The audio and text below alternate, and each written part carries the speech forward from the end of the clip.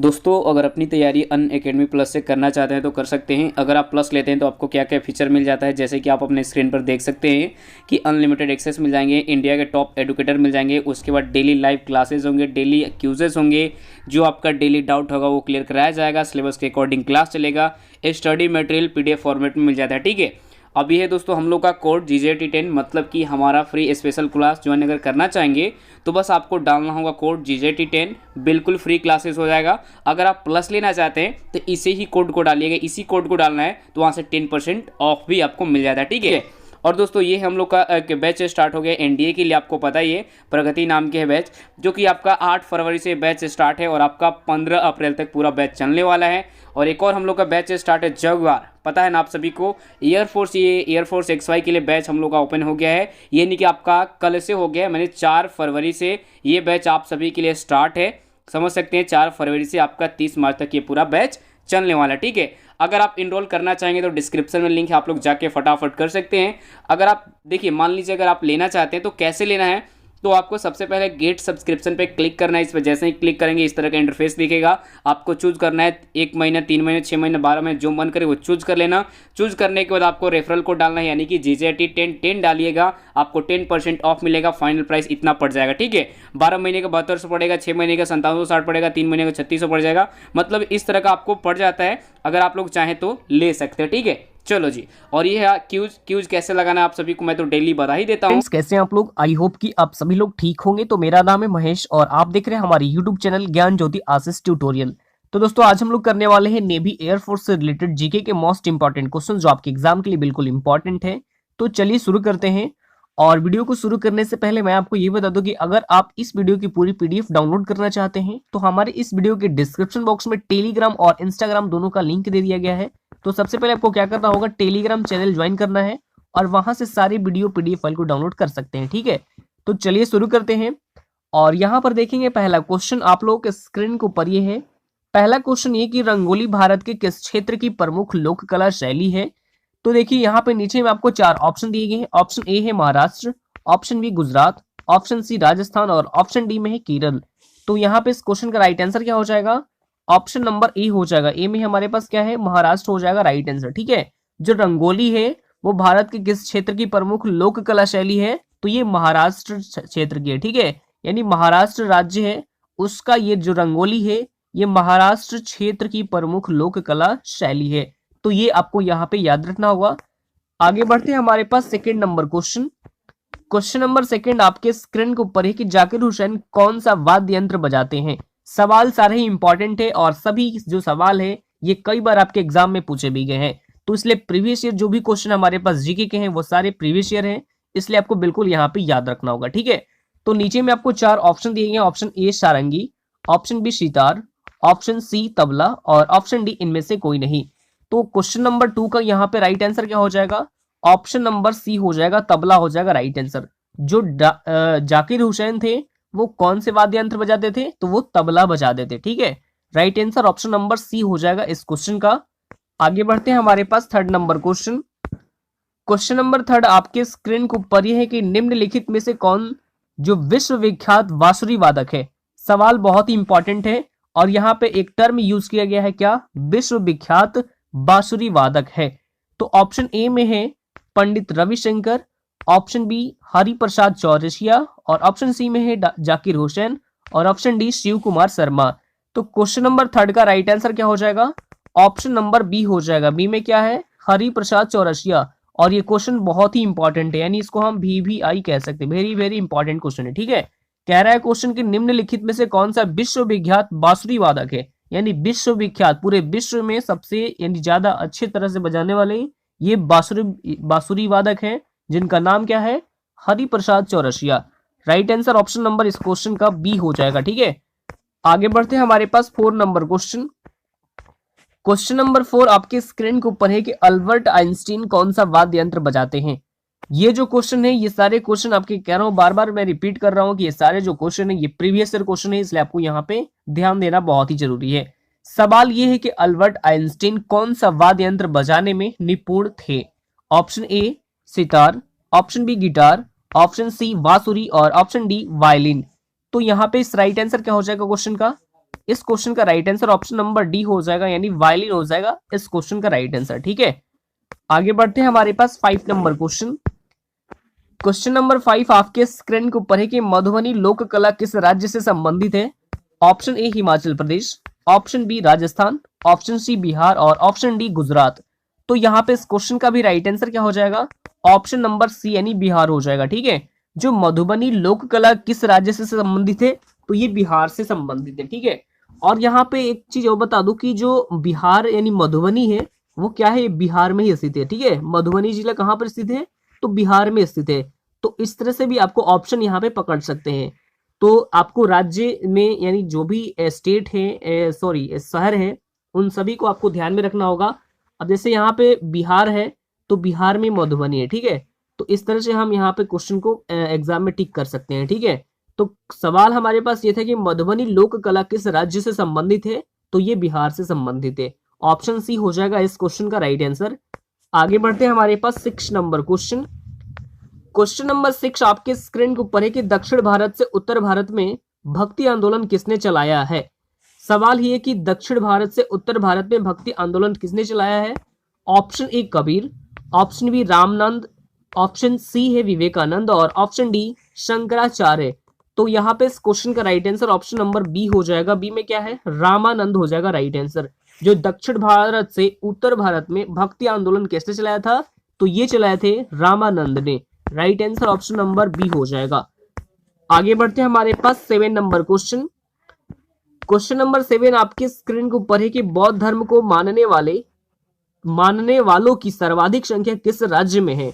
सवाल आप बिल्कुल समझ गए होंगे। सवाल हमारे पास ये कि बौद्ध धर्म को मानने वाले हैं उनकी सर्वाधिक संख्या किस जिले में है? ऑप्शन ए में है Maharashtra, option B Karnataka, option C Kerala और ऑप्शन डी इनमें से कोई नहीं। तो यहाँ पे भी इस क्वेश्चन का right answer option number A हो जाएगा, महाराष्ट्र हो जाएगा राइट आंसर। यानी जो बौद्ध धर्म को मानने वालों की संख्या यानी सबसे ज्यादा मानने वालों की संख्या ये महाराष्ट्र में है। ठीक है, राइट आंसर क्या हो जाएगा? ऑप्शन नंबर ए हो जाएगा। आगे बढ़ते हैं हमारे पास 8 नंबर क्वेश्चन। क्वेश्चन नंबर 8 आपके स्क्रीन के ऊपर है कि ओणम किस राज्य का प्रमुख त्योहार है? ये भी बहुत ही इंपॉर्टेंट है और कई बार एग्जाम में पूछा भी गया है। ओणम जो है वो किस राज्य का प्रमुख त्योहार है? Option A Assam, option B Kerala और ऑप्शन सी कर्नाटक और ऑप्शन डी में है महाराष्ट्र। तो यहाँ पे भी इस क्वेश्चन का right answer option number B हो जाएगा। बी में क्या है? केरल का राज्य। ठीक है, जो ओणम है वो आपको केरल राज्य का प्रमुख त्योहार है। ठीक है, आगे बढ़ते हैं हमारे पास 9 नंबर क्वेश्चन। क्वेश्चन नंबर 9 आपके स्क्रीन के ऊपर है कि भारत में सबसे पहले निर्मित शिलांग किस राज्य में स्थित है? ऑप्शन ए है Gujarat, option B Tamil Nadu, option C Maharashtra और ऑप्शन डी पंजाब। तो यहाँ पे इस क्वेश्चन का right answer option number C हो जाएगा। सी में क्या है? महाराष्ट्र हो जाएगा राइट आंसर। ठीक है, जो भारत में सबसे पहले निर्मित शिलांग जो सिनागोंग किस राज्य में स्थित है? तो ये महाराष्ट्र में स्थित है। ठीक है, आगे बढ़ते हैं हमारे पास अगला क्वेश्चन 10 नंबर क्वेश्चन। प्रश्न संख्या 10 यहाँ पे ध्यान से देखेंगे और ये क्वेश्चन भी बहुत ही इंपॉर्टेंट है। सवाल ये है कि दिल्ली स्थित जामा मस्जिद का निर्माण किसने कराया था? ये सवाल ये कई बार एग्जाम में पूछा भी गया है, तो इसलिए आपको इस पे बहुत ही फोकस बनाए रखना है और साथ ही साथ इसको आपको ऐसे याद रखना होगा कि आपके कंप्यूटर स्क्रीन पर जैसे ही कोई क्वेश्चन है तो उसका जवाब आपको सेकेंडों में देना हो। ठीक है, तो इस तरह से आपको यहाँ पे याद रखना होगा। इस क्वेश्चन का ऑप्शन यहाँ पे दिया गया है Akbar, option B Humayun, option C Sher Shah और ऑप्शन डी शाहजहां। तो यहाँ पे इस क्वेश्चन का भी right answer option number D हो जाएगा, शाहजहां हो जाएगा राइट आंसर। ठीक है, जो दिल्ली में स्थित जामा मस्जिद का निर्माण है वो किसने कराया था? तो ये शाहजहां ने ही कराया था। तो ये आपको यहाँ पे याद रखना होगा। ठीक है, आगे बढ़ते हैं हमारे पास 11 नंबर क्वेश्चन और 11 नंबर क्वेश्चन आपको बहुत ही ध्यान से पूर्वक यहाँ पे देखना होगा क्योंकि ये जो क्वेश्चन है ये आपके एग्जाम के दृष्टिकोण से बहुत ही इंपॉर्टेंट है। ठीक है, तो इसका आपको बहुत ही अच्छे से यहाँ पे देखना होगा। ठीक है, तो देखेंगे यहाँ पे 11 नंबर प्रश्न आपके स्क्रीन के ऊपर ये है। प्रश्न ये है कि हाल ही में राष्ट्रीय प्रेस दिवस ये कब मनाया गया है? तो देखिए ये जो सारे क्वेश्चन है ना ये आपके प्रीवियस ईयर में पूछे नहीं गए हैं बल्कि ये क्या है? करंट से रिलेटेड क्वेश्चन है, तो इसके ऊपर फोकस आपको बिल्कुल ध्यान से देखना होगा। ठीक है, तो देखिए ये अभी हाल ही में मनाया गया 16 नवंबर को। कब मनाया गया है? 16 नवंबर को मनाया गया है। और आप सभी जानते हैं कि जो मीडिया है ये हमारे संविधान का चौथा जो स्तंभ माने जाते हैं और राष्ट्रीय प्रेस दिवस ये 16 नवंबर को ही मनाया गया है। तो ये आपको याद रखना होगा। अब यहाँ पे दूसरे ऑप्शन को डिस्कस कर लेते हैं। दूसरे ऑप्शन में हमारे पास क्या है, तो 12 नवंबर को कौन सा दिवस मनाया गया है, आपको यहाँ पे डिटेल में जानना होगा तो जान सकते हैं, ठीक है। तो 12 नवंबर को मनाया गया international pneumonia day. International pneumonia day ये 12 नवंबर को मनाया गया है। 13 नवंबर को मनाया गया है world kindness day. World kindness day ये 13 नवंबर को मनाया गया है, यानी कि विश्व दयालुता दिवस। 14 नवंबर को मनाया गया आपको national children day. National children day ये आपको 14 नवंबर को मनाया गया है। और आपको बता दूं कि यहाँ पे जो ये क्वेश्चन है ये बहुत ही इंपॉर्टेंट है, तो ये आपको सारे जितने भी डे मनाए गए हैं इन सभी डे के बारे में आपको यहाँ पे याद रखना होगा, ठीक है। अब आगे बढ़ते हैं, हमारे पास अगला क्वेश्चन, क्वेश्चन नंबर 12 आपके स्क्रीन के ऊपर ही है और ये भी क्वेश्चन आपके एग्जाम के लिए बिल्कुल इंपॉर्टेंट है। सवाल नंबर 12 आपके स्क्रीन के ऊपर ही है कि केथम झील जिसे हाल ही में रामसर साइटों की सूची में जोड़ा गया है वो किस राज्य में स्थित है। ये भी सवाल आपके एग्जाम में पूछा भी गया है, तो इसको भी आपको यहाँ पे ध्यान से देखना होगा, ठीक है। तो देखिए यहाँ पे नीचे में आपको 4 ऑप्शन तो दिए गए हैं। ऑप्शन ए उत्तर प्रदेश है, ऑप्शन बी राजस्थान है, ऑप्शन सी पश्चिम बंगाल है और ऑप्शन डी में है बिहार।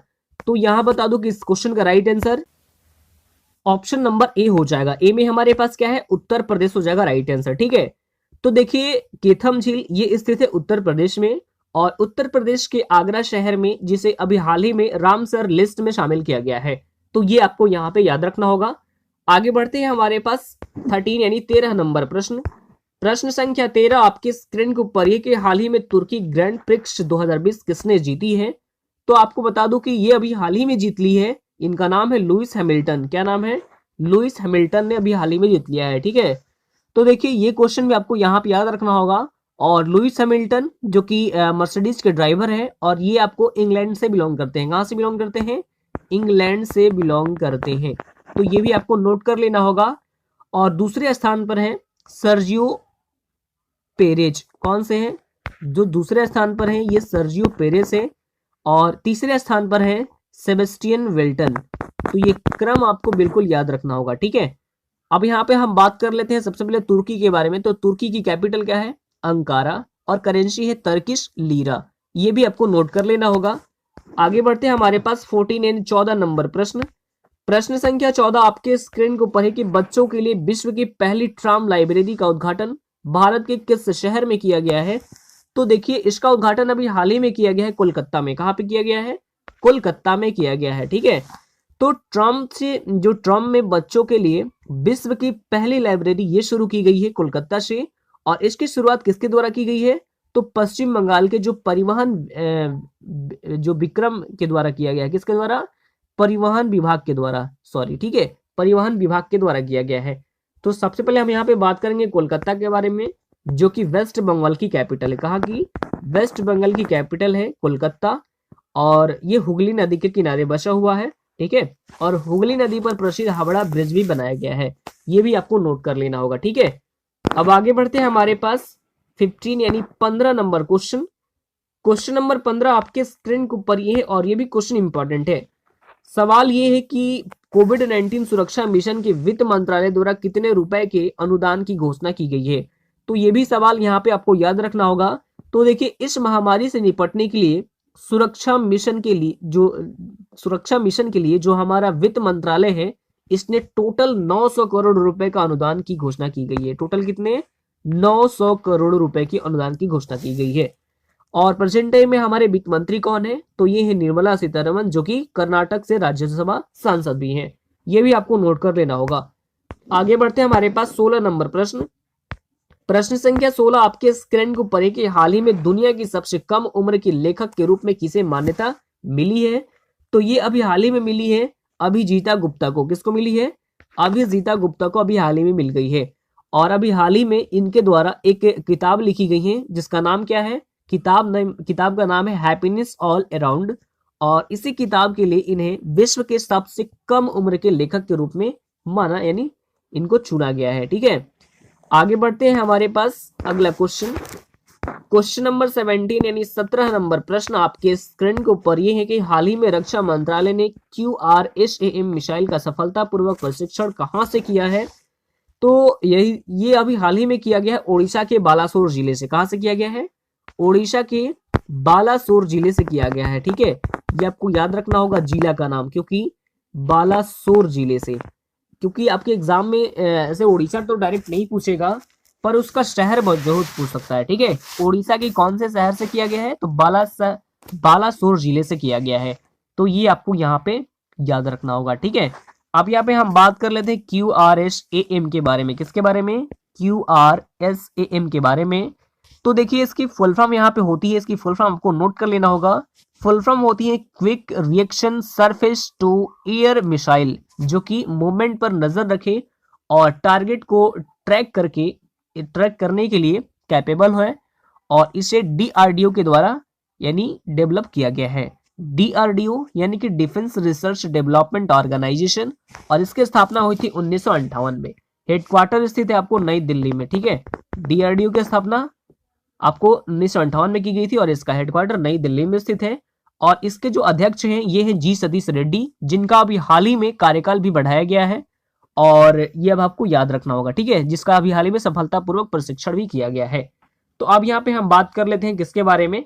ओडिशा के बारे में हम यहाँ पे यदि बात करें तो देखिए ओडिशा की राजधानी तो भुवनेश्वर है। मुख्यमंत्री है नवीन पटनायक, जिन्हें कुछ समय पहले ही पेटा इंडिया के द्वारा हीरो टू एनिमल अवार्ड से भी सम्मानित किया गया है। ये भी आपको याद रखना होगा। राज्यपाल तो ये है गणेशी लाल। ठीक है, इंपॉर्टेंट नेशनल पार्क की यदि बात करें तो भीतरकनिका नेशनल पार्क और आपको शिमलीपाल नेशनल पार्क, ये दोनों स्थित है ओडिशा में।